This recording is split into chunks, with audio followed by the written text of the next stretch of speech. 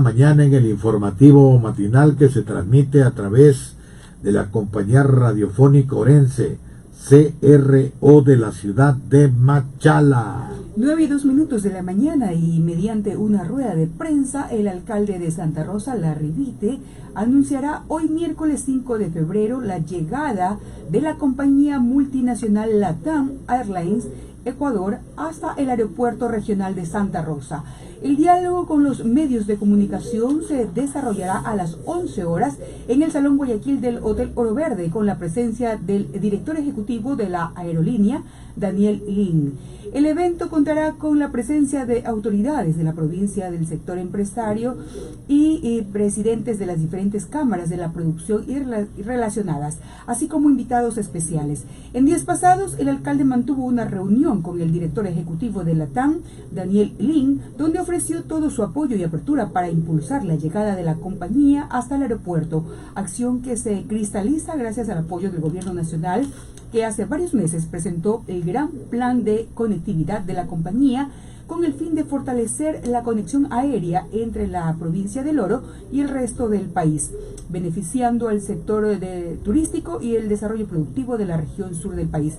El alcalde de Santa Rosa extiende la invitación a los diferentes medios de comunicación para que asistan a esta importante rueda de prensa que involucra el desarrollo turístico y comercial de toda la provincia. Ahí están, pues, esas novedades positivas para la ciudad de Santa Rosa y, por supuesto, para la provincia también, compatriota. Así es, estamos arrimando el hombro entonces para el desarrollo del sector sur, ¿no? Que me parece bien, me parece bien.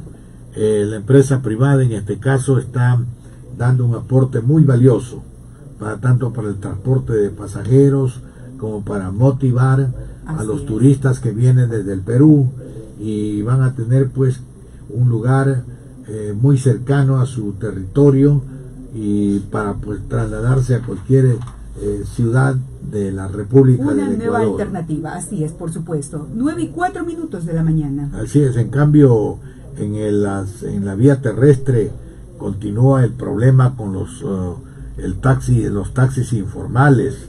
Esto, repito, pese a que las autoridades competentes tienen en sus manos una serie de evidencias de todo lo que ocurre con los taxis informales, tal parece que algo medio raro está ocurriendo ahí, algo hay por debajo de la mesa, porque no hay definitivamente una autoridad que imponga las normas establecidas en la ley. Aquí en la calle Guayas, desde la Bolívar, Pichincha hasta Larízaga, en forma abierta, se llama a los pasajeros. Los taxis informales se repletan de pasajeros, se repletan de mercadería. Hace poco ocurrió un terrible accidente porque en estos taxis informales, pues, se lleva contrabando. Desde acá, desde Machala, se llevan cilindros de gas, se lleva gasolina para poder pasarlo hacia el Perú.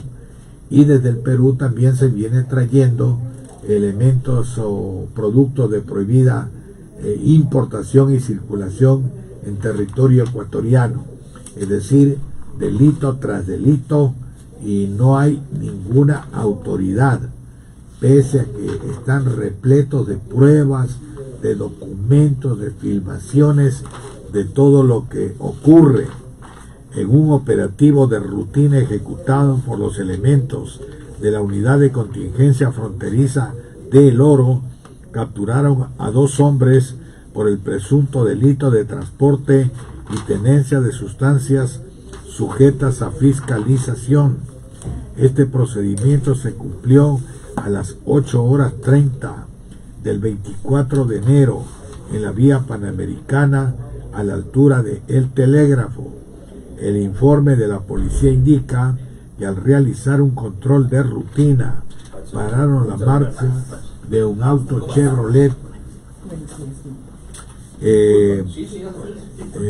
color rojo, presuntamente utilizado como servicio de taxi informal, en el que se trasladaban 5 personas En la cajuela encontraron 2 sacos de yute con bicarbonato de sodio, sustancia prohibida debido al uso para el refinamiento de droga. Ante esto se procedió a la aprehensión del propietario de la carga, José Segundo T, y del conductor Miguel B, quienes fueron puestos a órdenes de la autoridad competente. Los otros pasajeros fueron liberados. 9:07 de la mañana. Bueno, por acá está ya llegando mi compatriota don José Ugarte, y lo voy a dejar para que él salude a los oyentes del informativo matinal. Doctor, buenos días. Connie, buenos días. Don Pepe, buenos días. A nuestro invitado de esta mañana, buenos días. Buenos días. Estamos de mantel largo, Sí, doctor así Carrión. es, Tenemos oiga, un sí. invitado de lujo para hoy día. Sí, además del aguacero. Pero que, yo como le estaba escuchando, ¿qué le pasa ahora? ¿Qué le escuchó? eso del bicarbonato de sodio, eso no es lo que usted consume toda la mañana. Sí, pero por asuntos o por recomendación terapéutica médica. Asuntos medicinales. Medicina, sí. Pero no dice que es una sustancia prohibida. Sí, por eso para poder conseguir el bicarbonato hay que tener un permiso especial. Permiso especial. Sí, sí, ¿Y, sí. y cuál es el problema con el bicarbonato? Que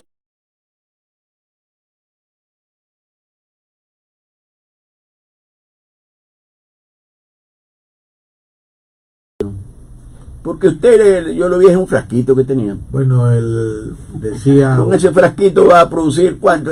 Un par de gramos. Eso no le hace ni cosquilla. Oiga, lo van a volver a llamar para que recete. Usted ya está otra vez con el mismo tema. decía un directo amigo que lamentablemente ya falleció: recuerde que de grano en grano la gallina llena el buche. O sea que, Entonces, de poquito o sea en que poquito. ¿cuántos gramos diarios consume Para usted? llenar No, su no, no, buche. Porque la Revolución Ciudadana nos dejó una tabla indicándonos hasta dónde podemos consumir. Oiga, no hable de la revolución ciudadana porque hay ropa tendida. Así que le ruego, No. le ruego, ruego- Hay uno, verá. enderecemos bonito el asunto del bicarbonato y no lo mezclemos con lo otro. Oiga, Ya, tranquilo. escúcheme, doctor. Altamente peligrosa la Escúcheme, mezcla, doctor. ¿no? Altamente peligrosa. Hay revolucionarios y revolucionarios. Ya, Hay algunos revolucionarios que se bajaron de la camioneta de la Revolución Ciudadana, cogieron otro camino, bueno, otro destino. es normal que cuando uno toma un transporte urbano, pongámoslo así, y a mitad de camino se da cuenta que ese bus no lo lleva donde uno quiere, uno pues en la primera parada se baja pues, Claro, tiene la Ya. opción, ¿no? y espera tomar el auténtico, el verdadero. Y el amigo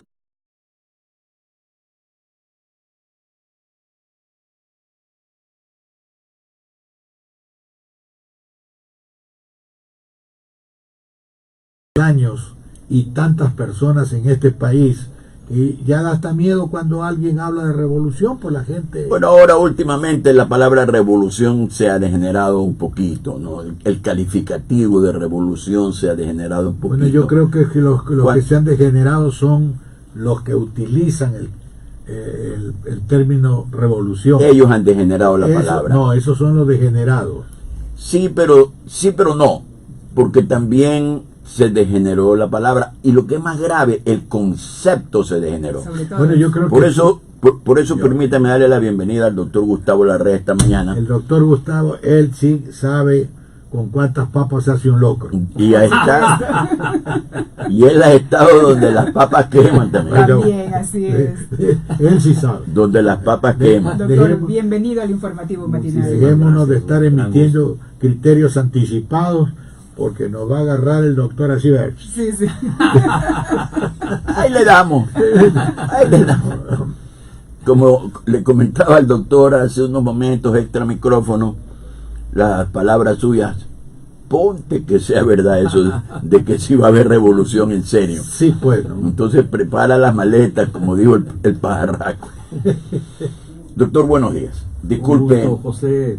Gustavo para ustedes, amigos. Gracias, Un doctor. gusto. muchas gracias por su gentileza.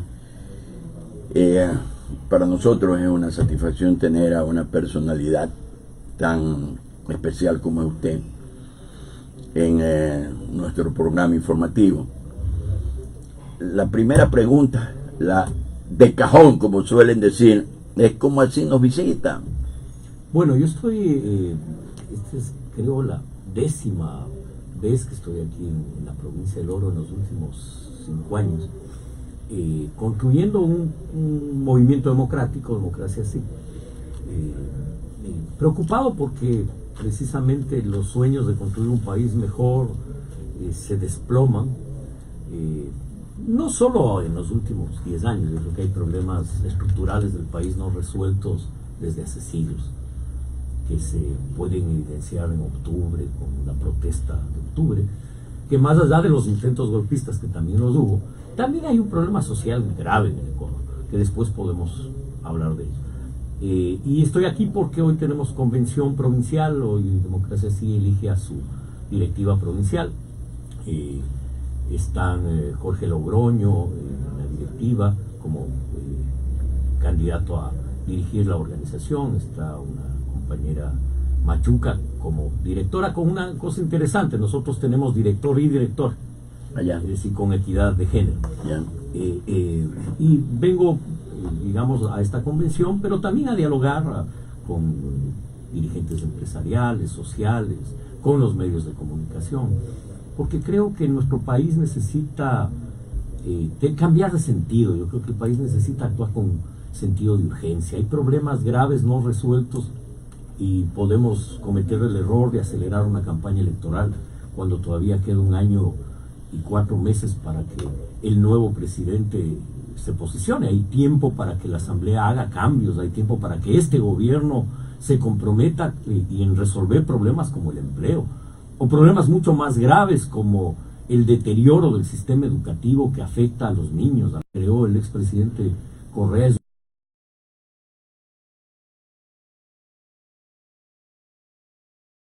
Cerraron los colegios de formación de maestros. Las universidades viven una crisis, se les quitó su autonomía. Se hizo un examen para impedir el ingreso de los jóvenes a la universidad, cuando el mayor factor de movilidad social en el Ecuador fue la educación universitaria en los 70, 80, 90 y parte del 2000, que permitió que cientos de miles de ecuatorianos estudien y salgan de la pobreza. Me disculpa, doctor, discúlpeme que lo corte. No, está muy bien. Pero... porque ese es el discurso del doctor Carrión y ya lo veo con ganas de afiliarse. Alguien trajo una carta de afiliación aquí porque... Para firmar públicamente.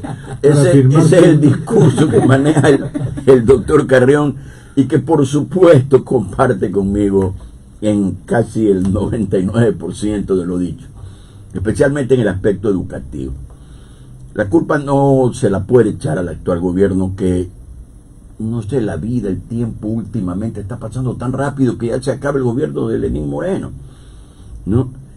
Pero sí es culpa de esa década a la que usted ayudó a impulsar para que cojan el gobierno y que tengo entendido se sintieron traicionados porque no gobernaron con el mismo concepto que ustedes tenían.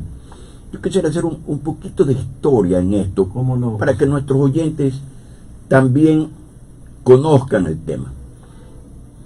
Cuando apareció la figura de Correa, que el doctor Palacio lo designa ministro de Economía, ustedes, los representantes de la izquierda en la capital de la República y en gran parte del país, lo escogieron como el líder, el salvador de la patria. Tal es así que usted creo que fue el primer ministro de gobierno de Correa, y todo el grupo donde está Alberto Acosta, donde estaban Fan del Falconi y algunos más que no recuerdo en este momento, impulsaban el gobierno revolucionario de Correa. La pregunta que quiero hacerle es, primero, ¿cómo así impulsaron ustedes el inicio de esto? Y la segunda, para ganarnos tiempo, es por qué se bajaron de la camioneta. ¿Cómo no? En los años 2004, 2005, el país entró en una profunda crisis. Varios gobiernos no duraron, gobiernos como el gobierno de Yamil Maguad, como el Bucarán, Gutiérrez, Bucarán, había una crisis política. Verdad. Y no había una lectura ni de la derecha ni de la izquierda de qué pasaba en el país. Acordémonos que no son los partidos de izquierda tradicionales los que impulsan inicialmente la candidatura de Correa, ellos lanzan sus propios candidatos, sino que hay un clima social complejo, que no fue leído por los dirigentes políticos, no lo vieron, estaban acostumbrados a una forma de hacer política y no vieron que tenían que hacer un balance crítico de lo que estaba pasando, que el país estaba en otro momento, que el país requería un nuevo acuerdo nacional, que era necesario un cambio profundo de problemas que siguen existiendo, como este problema de la pobreza extrema en los Andes, porque al campesino andino, al indígena, a diferencia del campo en la costa y la Amazonía, la reforma agraria fue un factor de cambio, fruto, no en propiedad. Entonces, la pobreza en el campo es, algún escritor decía, si vamos al mundo indígena andino, hacemos llorar a la humanidad entera, ¿no? Porque es tal el nivel de problemas sociales, de pobreza extrema, que nosotros soñábamos en que eso podía cambiarse, que el país requería ir al siglo XXI y que la educación debía ser un instrumento para mejorar la producción y la productividad y no la barbaridad que es ahora. Porque el correísmo a la final fue un retroceso del país, no un avance.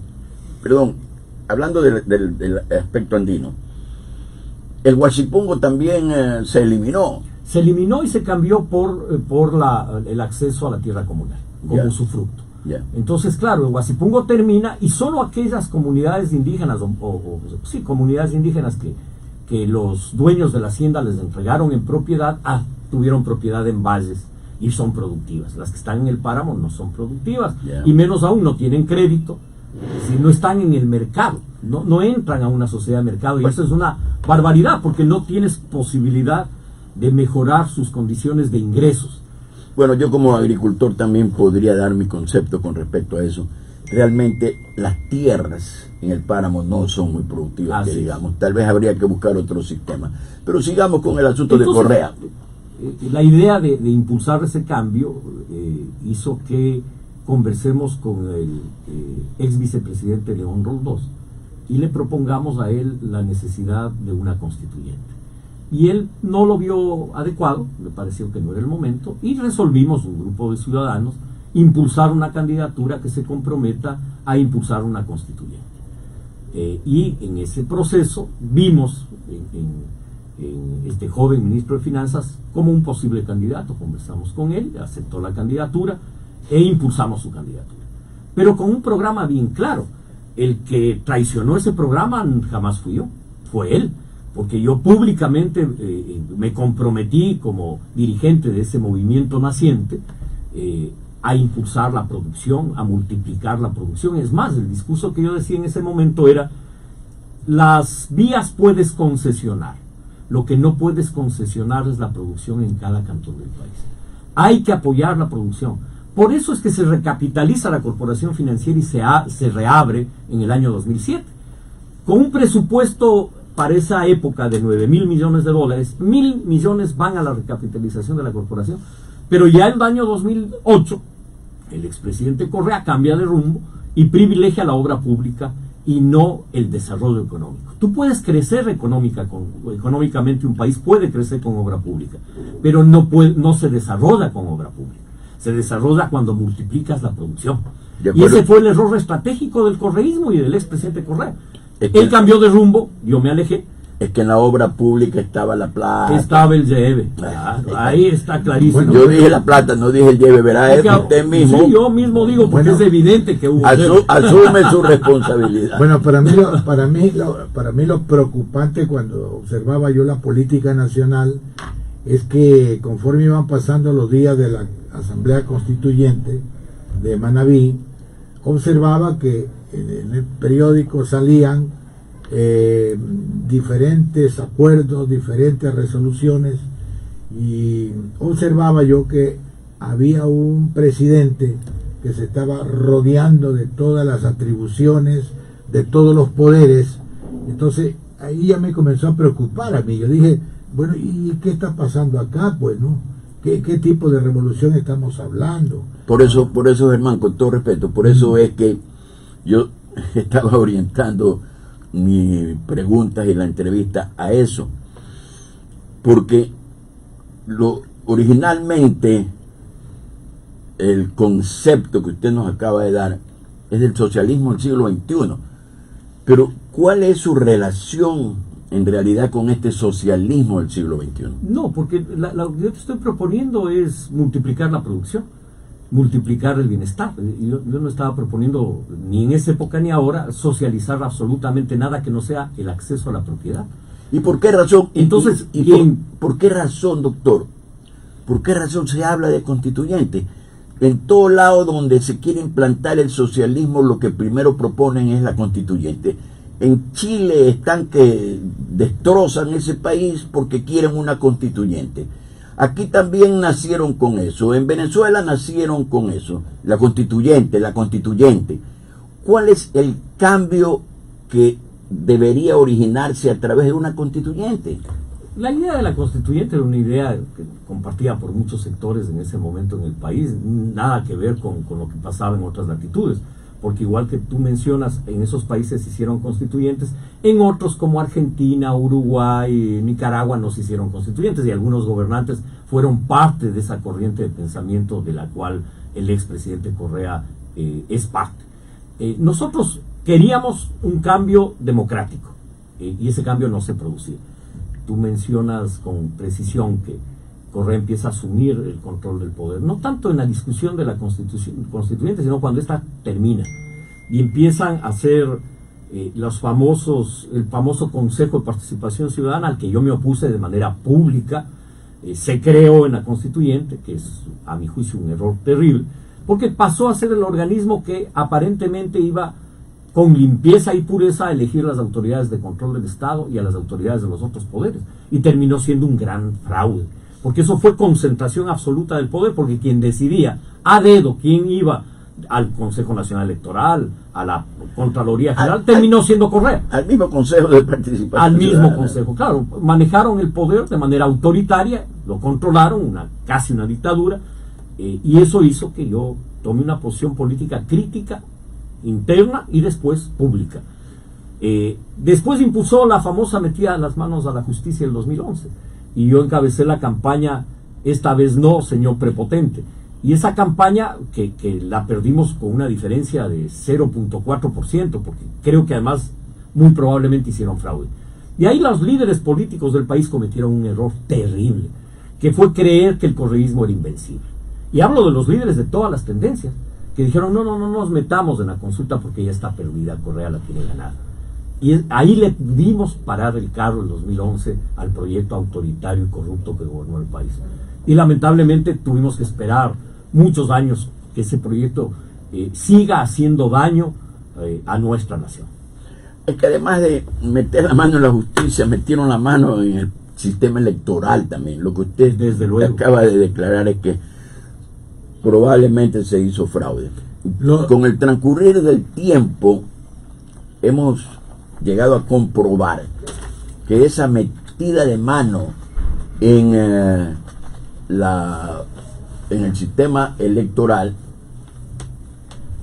efectivamente es una realidad, pues, porque lo que acaba de pasar en Bolivia, lo que en la práctica parece que sucedió en las elecciones anteriores aquí en Ecuador, el problema de los ríos, el problema de Manaví, de algunos sectores. El mismo Pichincha en el último proceso electoral. Y en Pichincha también, en el mismo Pichincha, como usted dice, parece que la señora Pavón es un poco oscuro. En la elección de la prefectura, históricamente, el número de nulos y blancos no llega al 16%, en esta vez llegó casi al 30%. Bueno, nosotros los ciudadanos de a pie miramos con muy expectante lo que está ocurriendo en el país. Lo que yo sí quiero es que, por favor, vámonos respetando. Sí. Y al doctor también no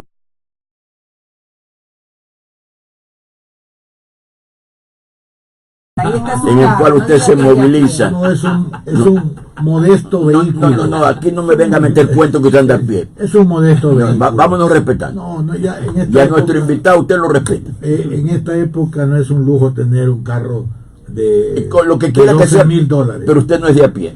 Bueno, en todo caso, los ciudadanos comunes y corrientes Eso sí. mirando que años atrás, cuando se iniciaba o se acercaba una contienda política, pues se afilaban la mano las gentes de diferentes sectores, unos con idea, otros con dinero, pero bueno, era una verdadera preparación para el proceso electoral que se avecinaba.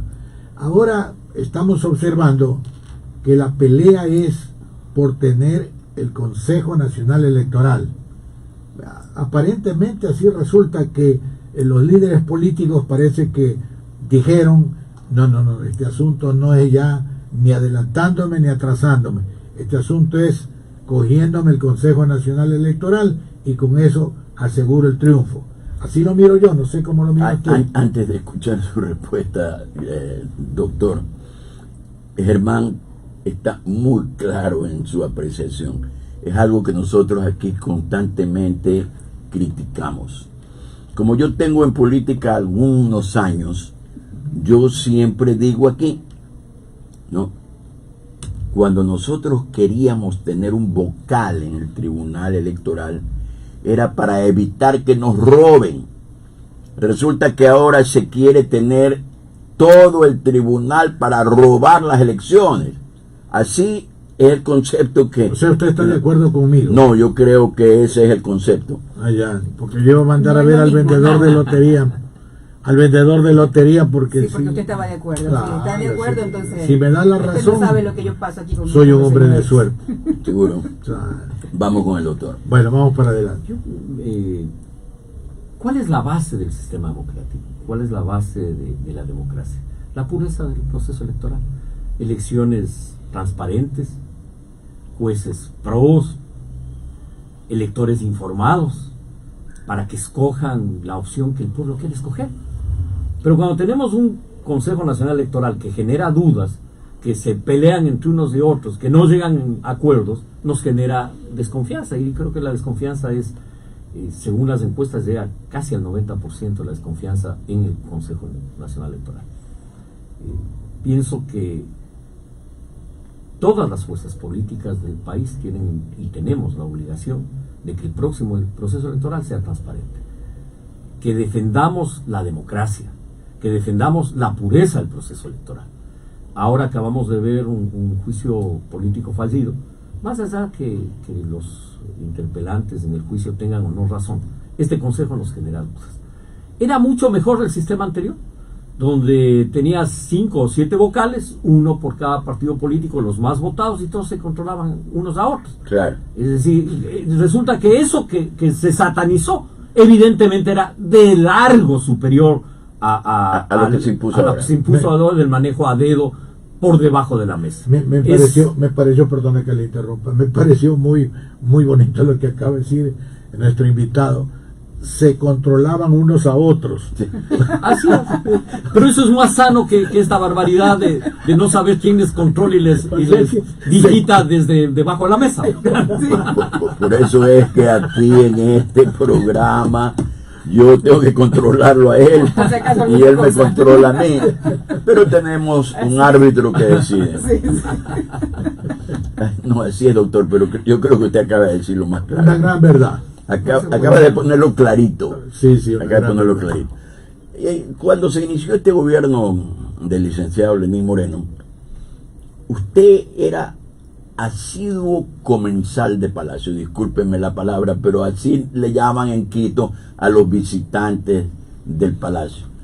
Lo veían muy siempre llegar al Palacio de Gobierno, inclusive hablaban de que usted iba a formar parte del gobierno y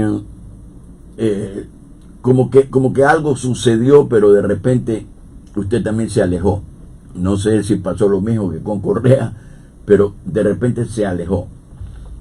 Tengo entendido yo tengo muchos amigos en Quito, me eduqué en la capital de la República y siempre converso con ellos y le digo, bueno, ¿qué pasa con Gustavo Larrea? ¿Por qué ya no aparece? Entonces me dice, yo creo que salió corriendo de los que lo rodean al licenciado Moreno. ¿Qué pasó? ¿Qué hubo? Que hay desierto en todo eso. Esa es la palabra, sí. Que les voy a contar. Yo con el presidente Moreno tengo una amistad desde la época de estudiante universitario. Nos Alguien me decía que de la época del Mejía. No, Ah, él no. estudiaba administración de empresas y yo sociología en la Universidad Central del Ecuador. Ya. Y nos conocimos ahí en la lucha contra la dictadura militar. Ya. Nosotros pintábamos dictadura, no democracia, sí, exigíamos convocatoria de elecciones. Ahí nos conocimos con el presidente. Y conservamos una amistad. Pero yo no suelo meterme a la casa de mis amigos a disponer lo que hagan, cada uno es responsable de sus actos. Y el presidente desde luego lo es, y su equipo de gobierno igualmente. Al inicio del gobierno yo planteé de manera pública varios temas. Planteé eliminar la reelección indefinida e ir a una consulta popular para que la reelección sea máximo una sola vez, porque una reelección indefinida no es democrática. Y Correa nos había impuesto la reelección indefinida en una asamblea inconstitucionalmente. Planteé eliminar la ley de plusvalía, porque esa ley lo que generaba era depresión en la industria de la construcción, una de las más dinámicas en el crecimiento económico de cualquier país del mundo y de generación de empleo. Y esa ley, hasta ahora vivimos las consecuencias de esa ley de plusvalía que generó desconfianza en quien adquiere una casa porque era una ley confiscatoria. Es decir, no podía un ciudadano ganar más del 6% anual de la inversión de la casa porque el resto le confiscaba. Es decir, era una ley confiscatoria. Planteé la necesidad de regular la minería. Sí a la minería, responsable ambiental y socialmente, no a la minería en fuentes de agua, parques nacionales. Y esos proyectos los expuse al presidente Moreno en los primeros meses de su gobierno y visité el palacio un par de veces, esa es la verdad, y conversé con él sobre esos proyectos. El presidente Moreno acogió algunas de esas ideas y lo planteó en la consulta popular. Yo me metí a la consulta a trabajar, recorrí el país, estuve aquí en la provincia de Oro, estuve en Pasaje, en Santa Rosa, en Machala, haciendo campaña por el sí, y ganamos el sí. Es decir, primera etapa de la relación. Segunda etapa. Cuando usted dice ganamos, nos está involucrando a todos, nosotros. desde A luego. nosotros, porque si alguien aquí se metió de fuerte, pero decidido de cabeza por el sí, fuimos nosotros, ¿no? Inclusive en las calles pintando paredes, regalando stickers y muchas cosas por el sí. No, Eso nos unió a los precisamente demócratas ecuatorianos. Así es, y más que nada porque nosotros nos identificamos durante todos los 10 años como anticorreístas. Fuimos perseguidos por el gobierno correísta. Si no nos quitaron la frecuencia es porque Dios es grande, ¿no? Aunque el doctor Carrión dice que ahora sí hay que creer en Dios por lo que pueda pasar.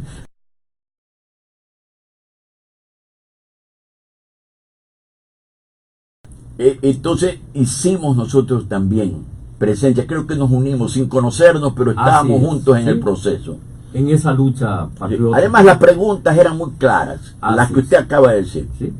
Entonces, yo nunca fui parte del gobierno, nunca fui asesor del presidente como el correísmo lo dijo, porque si hubiera sido, lo hubiera dicho, pues, así decir, hubiera aceptado o hubiera sido ministro de Estado y no lo fui.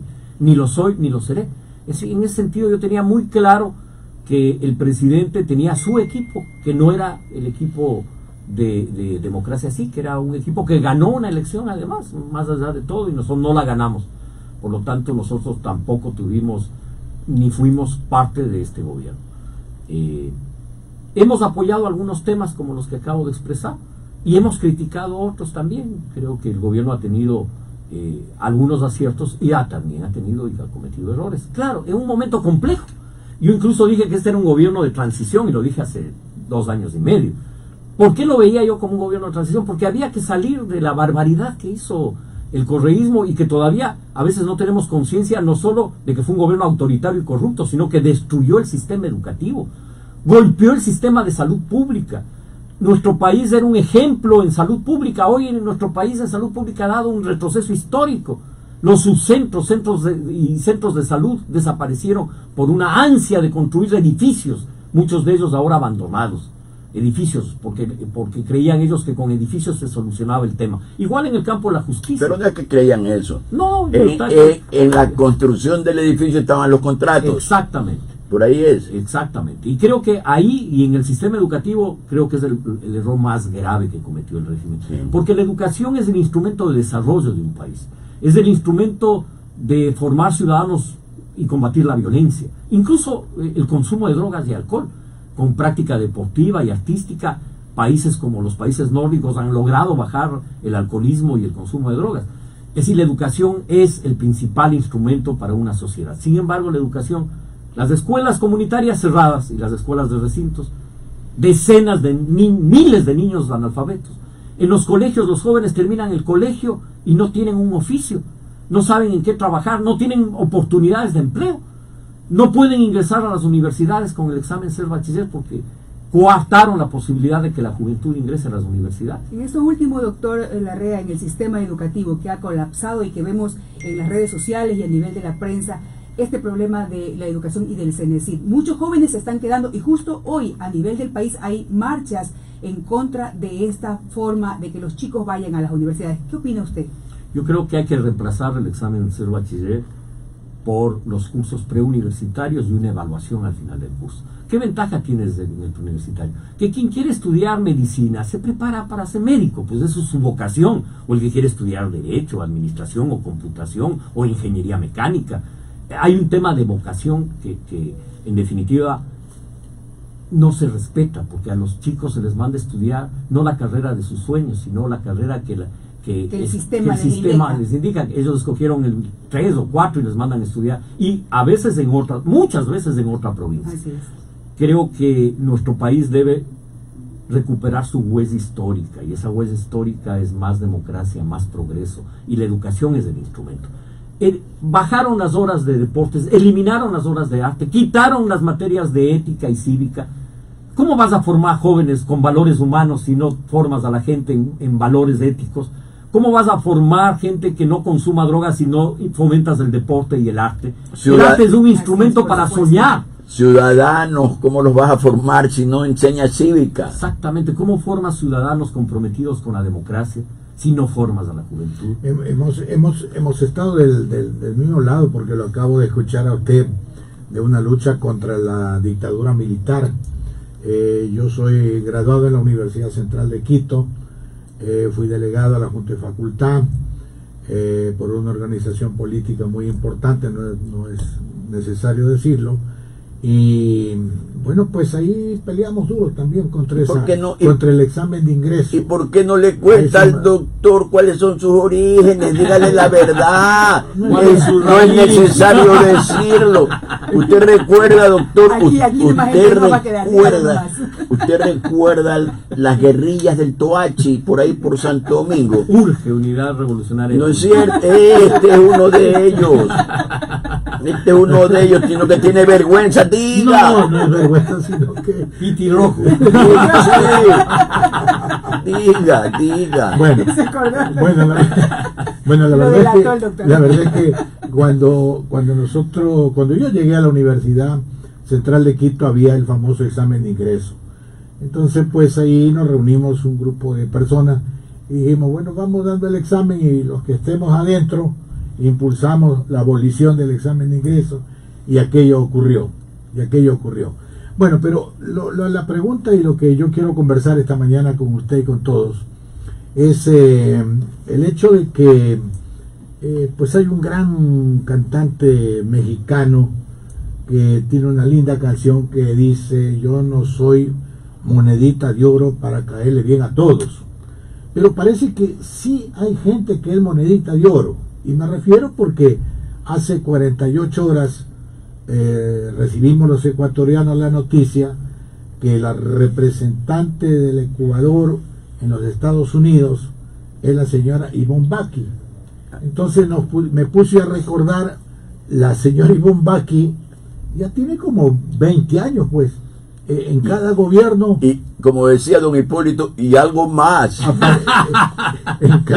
en cada gobierno aparece la señora Ivonne Baqui Como representante. con diferente, yo diría con diferente antifaz. Oiga, A mí me parece que se pone un antifaz para Un día. poder engañar un día conversaba a la yo, gente, ¿no? un día conversaba con un amigo y compañero de política, que me decía, oye, esta mujer nació parada.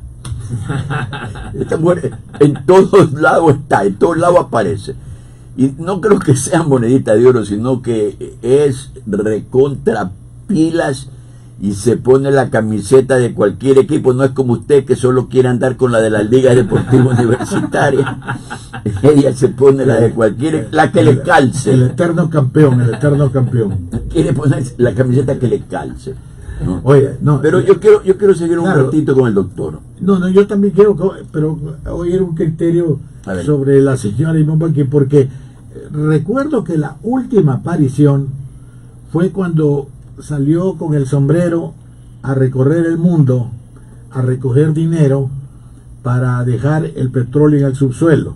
Pero todavía no ha rendido cuentas de cuánto sacó. ¿Ah? Allá voy. ¿De cuánto recogió? Allá voy. Regresó acá al Ecuador y dijo que había sido un éxito, porque había comprometido a un montón de gobiernos para que le den el dinero, para que el petróleo quede en el subsuelo. Y acá la gente brincó de alegría, pues, ¿no? Qué bien, pero después resulta que llegaron unos alemanes acá y le dijeron, a ver, un momentito, a mí me devuelven la plata. No, pero ahí salió don Patiño y le dijo, ¿cuánto se les debe? Tanto, ya, el doble les vamos a dar, pero ya váyanse. Bueno, Espérate, ¿qué le hermano. parece la representante que acaba de nombrar el gobierno Embajadora ante el de gobierno Estados de los Estados Unidos? Espérate, hermano, un ratito. Ya. Perdóname. Siga. Perdóname. La señora Baqui ya fue embajadora ante los Estados Unidos y yo creo que hizo un buen trabajo. Es una mujer diplomáticamente muy activa, se mueve por todos lados. Ha sido amiga de todas las familias que Ella es amiga de vivieron en Trump. Estados Unidos, ¿no? Es amiga de Es Trump. amiga de Trump, ha sido amiga de Ronald Reagan, amiga de todos los que han llegado al gobierno. Con Reagan no creo que todavía ella nacía, pero pero es amiga de Trump. Resulta ser que Ahí aparecen fotografías cuando organizó el concurso de Miss Universo. El señor Trump era el representante de ese, el dueño de ese, de ese sistema. amigo también de la familia del morenito este que fue presidente como el De Obama. de Barack Obama. Sí, También bueno, ha sido. pero no discutamos ese No asunto estoy discutiendo. de doña Ivonne. Yo que quiero preguntarles una cosa. No sé si estoy equivocado. Si estoy equivocado, le ruego me disculpe y que me corrija también. ¿Cómo no? Pero usted sí tiene una tendencia bastante de izquierda, doctor Larrea. O más o menos. O más o menos nomás, como dice el doctor. medio rojito, medio. A ver, yo vengo de una familia que ha hecho política en el Ecuador desde la independencia. Mi tatarabuelo fue Manuel Larrea, héroe del 10 de agosto de 1809. Su primo Juan fue fusilado el 2 de agosto de 1810. Y Pío Montúfar, el primer presidente de ese intento de independencia, es Montúfar Larrea, primo de mi tatarabuelo. Es una familia que ha estado vinculada a la política democrática con un compromiso con la patria toda la vida, con un compromiso por el progreso económico, social. Y en ese sentido yo soy parte de esa historia. En la Revolución de Alfaro, te contaba antes de la entrevista que mi bisabuelo Camilo fue parte de ese proceso y sus cuñados, Julio Andrade y Roberto Andrade, fueron ministros de Alfaro. También mi bisabuelo fue ministro de Educación de Alfaro. Entonces es una familia que ha estado en la vida de esta nación, pero con un compromiso con la nación. Yo creo en la justicia social, pero creo también que la justicia social es creando riqueza y que no es contradictorio el desarrollo económico con la justicia social. Creo que el país requiere superar problemas de pobreza extrema, porque si no vivimos de una bomba atómica que cualquier rato explota. Lo que hay que hacer es solucionar los problemas. Desarrollo y superación de la pobreza son caras de la misma moneda. No se supera la pobreza si no hay desarrollo económico, si no multiplicamos los panes, si no multiplicamos la producción, la agricultura, el comercio exterior. Pero a su vez, si no superamos la pobreza, no logramos el desarrollo, porque tenemos una ancla que impide el desarrollo. Yo soy de los que creo... Es que es verdad, si no creamos riqueza no hay que repartirse, pues no. Mi abuelo Elemental. Hugo pregunta, era presidente de la Cámara de Industriales, y él decía una cosa: no sean, voy a usar una palabra dura y me pido disculpas, no sean cojudos, si no pagamos salarios no hay quien compre, hay que pagar salarios. Obvio. Claro, imagínate. No, y él fue autor del Código del Trabajo, pero en un sentido progresista. Había un señor de apellido Larrea, Modesto creo que era su nombre, ¿Cómo no? que tenía una mansión en la calle 10 de Agosto y Río Frío, en Quito. ¿Cómo no? ¿Alguna relación con Desde usted? luego. Ya que usted hizo su árbol genealógico. Modesto Larrea Gijón, que fue Claro. presidente de la Junta de Gobierno de la Revolución de 1926, que crea el Banco Central, que crea la Contraloría General del Estado, que crea el Banco Central para emitir billetes, porque antes era la banca privada. Eso no fue con Isidro Ayora. Isidro fue O sea, presidente un año después que Modesto. o sea que los pelucones eran revolucionarios en esa época. A ver, No, siguen siendo. Porque después de ese árbol genealógico que nos acaba de relatar, me disculpa porque el conde de Gijón y Flores seguramente también es pariente suyo. Eso no me la sabía Modesto yo. Larrea Gijón, un hombre igualmente progresista que fue presidente el 26-27, de ahí entró Isidro Ayora, eran parte de la Junta de Gobierno, Isidro y Modesto. Pero Modesto con una visión de futuro, una visión de que el Estado no podía ser una hacienda privada de nadie, que tenía que ser una institución, y yo creo en la institucionalidad democrática. Creo que incluso entre las fuerzas políticas son necesarios grandes acuerdos nacionales, más allá que discrepemos en 100 cosas, tenemos que tener acuerdos básicos: respeto a la democracia, a la pureza del proceso electoral, control de los fondos públicos. Esos son acuerdos de una nación. Y más allá de que nosotros en otros temas podamos discrepar, hay temas en los que los ecuatorianos tenemos que estar unidos férreamente. La democracia es un sistema para mejorar las condiciones de vida de la gente, para incluirle a la gente, no para excluirla. Y creo que esos son los acuerdos que el país debe construir en este tiempo. No podemos seguir de espaldas unos a otros, porque unos crean más una idea u otra, porque hay cosas que son muy prácticas y concretas. Tenemos que ponernos de acuerdo en multiplicar la producción. Nuestro país ya exporta 13,000 millones de dólares al año fuera de petróleo y minería. Tenemos que proponernos en las próximas décadas exportar 100,000 millones. Industrializar el cacao y ser los primeros exportadores de chocolate, pasta de cacao, licor de cacao del mundo. Tenemos que tener una visión mucho más amplia. Nosotros le vendemos al mundo sabores y olores, pero todavía no tenemos la perfumería ni hemos puesto en un frasco la Amazonía, Galápagos, la costa, la sierra. Tenemos que innovar. ¿Y quién va a innovar? La juventud, dándole opción de que estudie, dándole opción de que acceda al conocimiento. Yo creo que en esos grandes cambios debemos cogernos la mano todos. Son las 9:51. Le va a dar la mano. Cojámonos las manos. Agárrense de las manos. Se fuma. Oiga, estoy dando la hora porque yo creo que unos 10 minutitos más y yo también voy a salir firmando. La afiliación. Tiene un concepto muy claro, doctor, muy claro. Por eso me preocupa la historia, Usted tiene un concepto muy claro de lo que nosotros realmente creemos que debe hacerse en este país. Pero me preocupa la historia.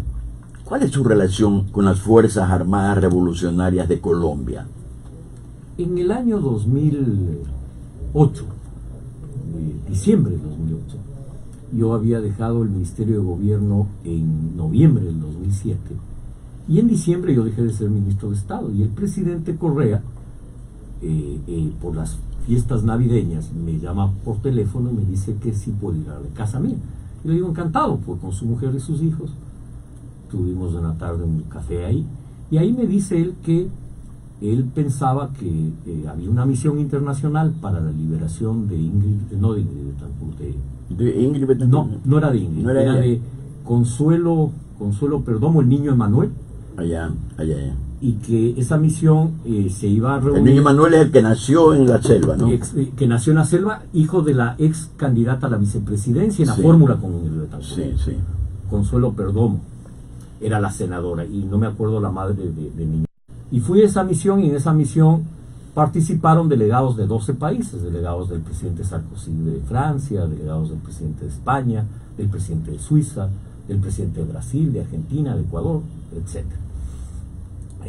Ahí tuvimos una relación con un delegado de las FARC para discutir la liberación de los secuestrados, y nada más que eso. No se produce la liberación de los secuestrados que se debía producir en los días 27, 28 de diciembre. Esa misión aborta y la liberación se produce los primeros días de enero. 7 u 8 de enero se libera, lo podemos ver por internet claramente. No fue una misión ni mucho menos secreta, fue una misión transmitida por CNN. Es más, yo tuve la precaución de llevar a un camarógrafo a que tome todo el proceso, que era de un canal de televisión privado, precisamente para evitar conjeturas. Sin embargo, el correísmo se inventó una leyenda, y en esa leyenda a mí me dijeron que era comandante. El comandante Juan. Exactamente. Incluso salió una fotografía supuestamente mía con Raúl Reyes. Con Raúl Reyes. Quien está en esa fotografía es el periodista argentino Patricio Echegaray, y no yo.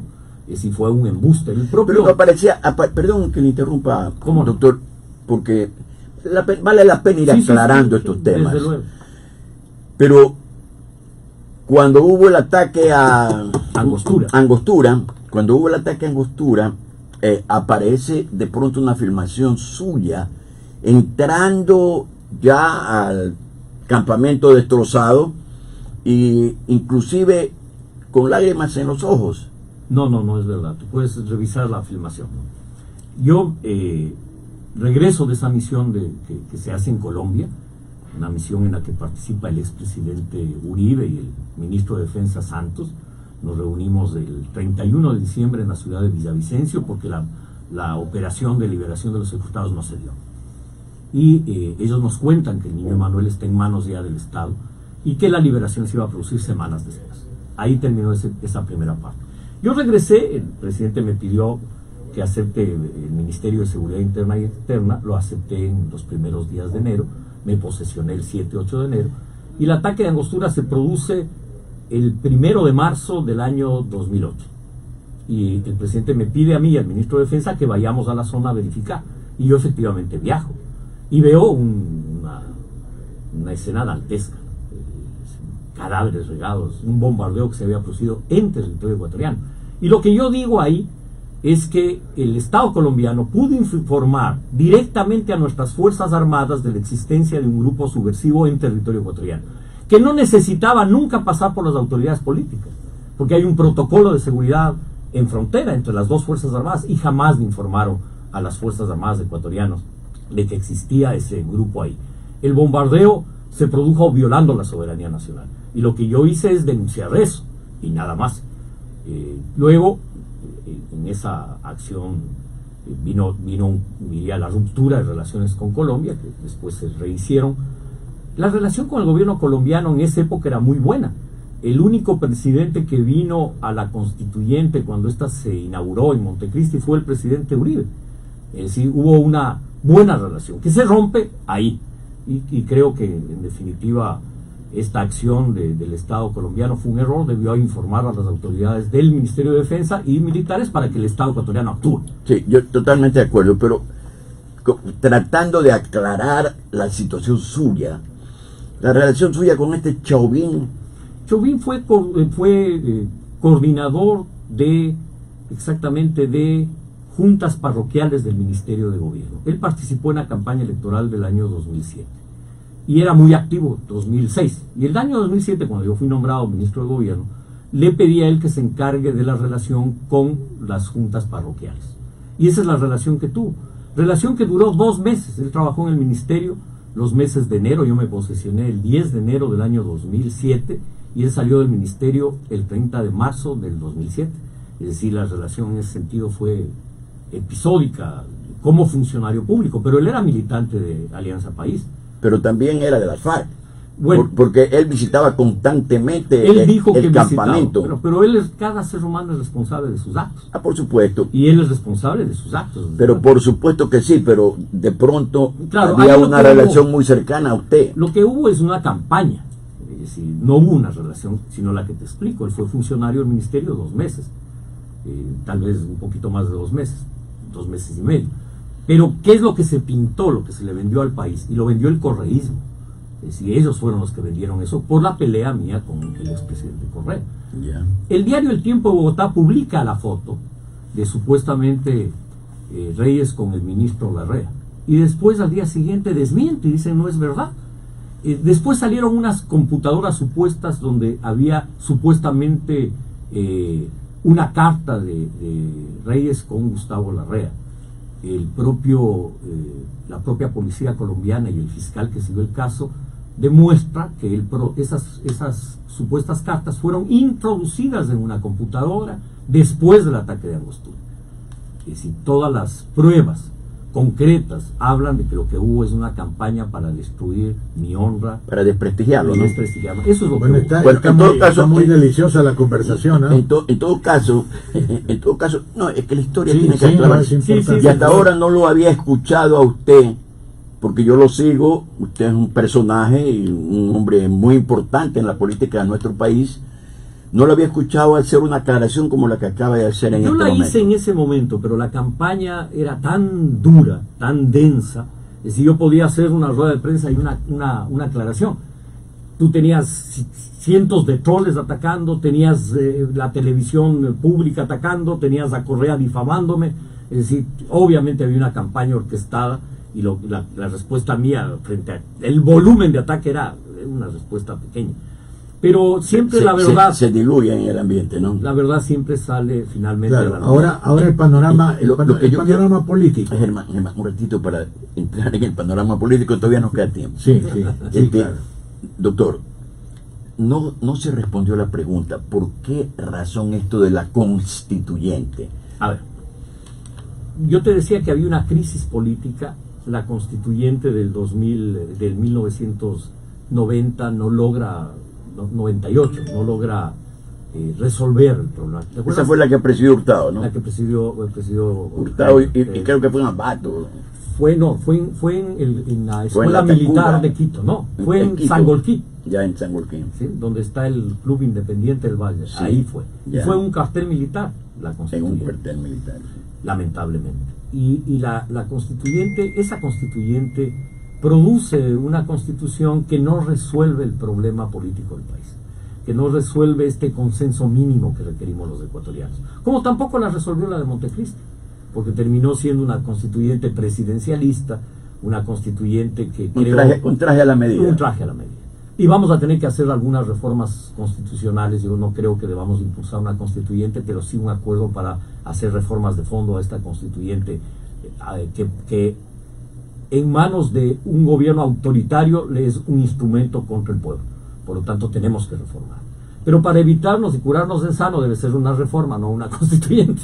Yo creo que sí. Para que no haya nuevos trajes a la medida, sino Efectivamente. una expresión de un gran acuerdo nacional. El- Porque el- a veces estas mayorías pasajeras, cuando no son de fondo, esas leyes sirven para el año o los años que dure ese gobierno. Lo que acaba de pasar en la Asamblea. Exactamente. Tienen que ser acuerdos de fondo. Y esos acuerdos de fondo tienen que ser con todas las fuerzas políticas. No pueden ser imposición de una tendencia, tienen que ser acuerdos. Lo que no se sabe, no se explica todavía, es cuáles son los cambios que hay que poner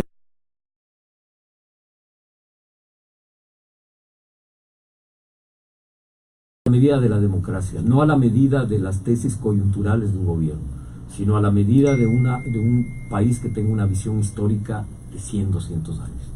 Y eso es un acuerdo, eso no es una imposición electoral, porque un partido puede ganar la mayoría ahora y perderla en 2 años, en 4 o en 8 años. Tiene que ser un acuerdo de unidad del sector empresarial, de los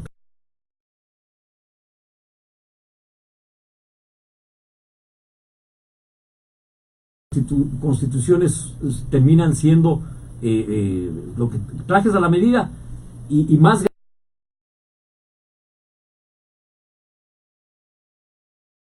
instituciones como el Consejo Nacional Electoral pataleando.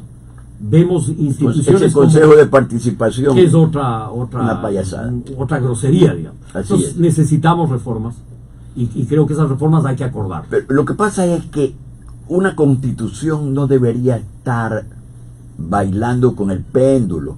Un día que está un gobierno que piensa de una manera, hay que cambiar la constitución. Mañana cambia el otro gobierno, cambiemos la constitución. Miren, los Estados Unidos, por ejemplo, tiene una sola constitución desde que se conformó como país. Por último, Inglaterra no tiene constitución.